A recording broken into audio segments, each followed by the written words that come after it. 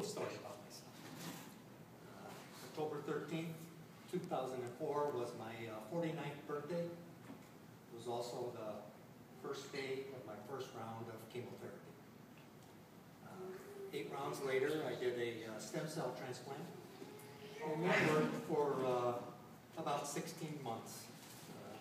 Unfortunately, when my cancer came back, I was in a double-blind study at the time, and my particular choice then was that I was doing a placebo drug, which some people may find as unfortunate. It was actually pretty fortunate to me, because then they offered me the study drug, which was approved 3 months earlier.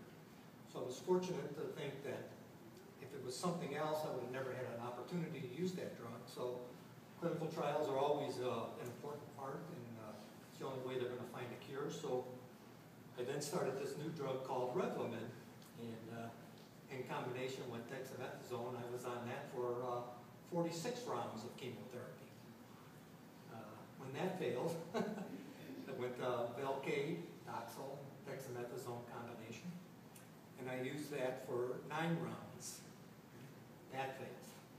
Well, then I go to Cytoxin, which was one of my favorite drugs, because now I'm in with all the breast cancer patients. That's a typical drug for the breast cancer patients. So you need a lot of, you're in there with a lot of chatty women. Very nice, a beautiful group of people. And so I stayed on Cytoxin for 21 rounds. At that point, I started inquiring back at the University of Chicago for clinical trials, because Cytoxin is not necessarily a first round of defense for multiple myeloma. So the Cytoxin was beginning to fail, and I was very fortunate to get into another clinical trial for a drug called Triganda. And so at this present time, I'm doing a drug called Triganda. Started my 4th round. And so if anybody are quick mathematicians here, that's 88 rounds of chemotherapy. I don't know how much poison they could put in me, but I'm going for 100 at least. So that's my little story about the chemotherapy, and I think it's a little story about clinical trials. If there's any patients here, don't be afraid to get into one.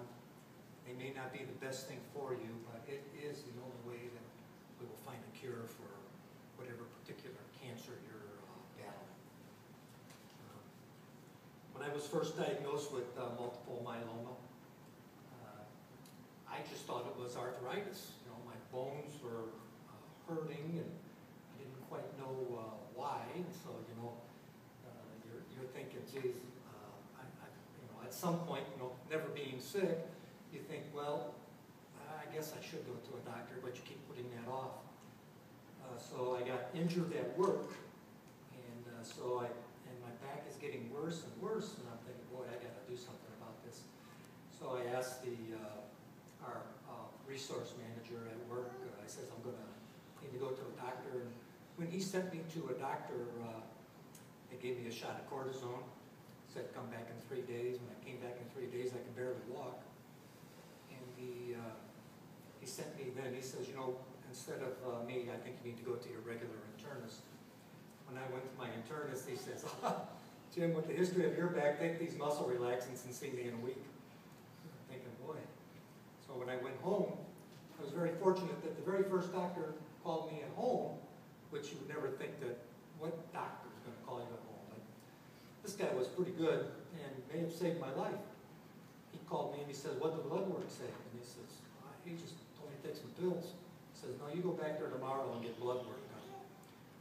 When I got the blood work done, I was at work the following day, and he told me to go see Dr. Michelin, my oncologist, a oncologist. And at that point, you're like floored. You don't know what to do, because you're just not quite prepared to hear that statement. But anyway, so when I went in there, he was very quick. The blood work came back very bad, and I had 17 fractured vertebrae in my back, hard time walking. And I told the doctor, I says, doctor, you know what, I'm afraid at made me point now, if I sit down, I might not ever get up. And so he sends me to the hospital. When I went to the hospital, I sat down and I told the registration nurse, and she said, sit down, we got plenty of people to get you back up. I didn't walk again for 6 weeks. And that was a pretty tough time. In closing here, I want to tell you a little bit about Leukemia and Lymphoma Society, how much they've helped me personally. They helped fund our, and I don't know if anybody uses this, but we have our Cancer Resource Center, and the Lymphoma Society comes up, and Claire, she comes up there and has some speakers and gives some nice presentations herself right at the Resource Center. And all of this is free to patients or caregivers. And I can't tell you how much information that they get, and I can't tell you how important it is, either as a caregiver or a patient, to have that information. When I'm inquiring about clinical trials, I'm asking about particular drugs on programs that the Lymphoma Society or the Leukemia Society has sent me through emails, and I'll ask about Trihanda, the drug I'm doing now. I'll ask about trials, in particular trials that I want to get into, and the information all comes from the Leukemia and Lymphoma Society.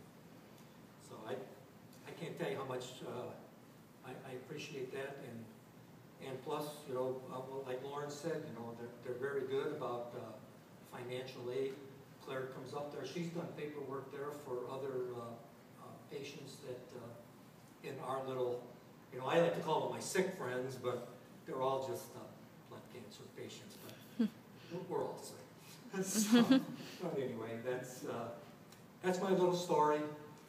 That's the help that the Leukemia and Lymphoma Society gives us, and so I really want to support this Light the Night walk. So thank you very much.